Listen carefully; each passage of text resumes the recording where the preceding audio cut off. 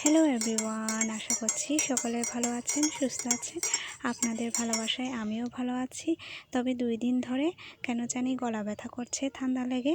তাই আজকের সকালটা শুরু করলাম 1 কাপ রং চা দিয়ে। এবার রান্না বসিয়ে দিয়েছি প্রথমে ভাত, কেননা আপনারা জানেন আমরা আদিবাসীরা সকালে ভাত খেয়ে থাকি।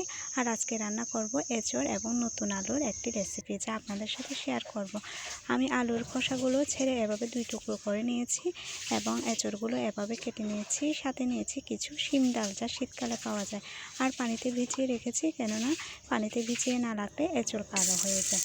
আমি তেল গরম করে নিয়েছি, দিয়ে দিয়েছি হচ্ছে পেঁয়াজ এবং দারচিনি। এটা হচ্ছে আদা, রসুন এবং মরিচের পেস্ট। আমি হালকা কষিয়ে নেব। তারপর দিয়ে দেব হচ্ছে পরিমাণ মতো হলুদ এবং পরিমাণ মতো লবণ দিয়ে আমি কিছুক্ষণ কষিয়ে নেব। আমার কষানো হয়ে গেছে, এখন কেটে রাখা সবজিগুলো দিয়ে দেব। তারপর হালকা পাতলা নাড়াচাড়া করে কষানোর জন্য বসিয়ে দেব প্রায় 5-10 মিনিট।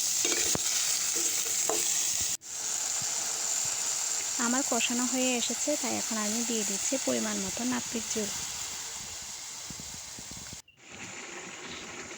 রান্না প্রায় আমার শেষের দিকে, তাই ধনেপাতা দিয়ে আমি নামিয়ে নেব। আমার এই ছোট্ট ভিডিওটি যদি আজকে আপনাদের ভালো লেগে থাকে, তাহলে লাইক, কমেন্ট, শেয়ার দিয়ে আমার পাশে থাকবেন। সবাইকে জানাই টাটা।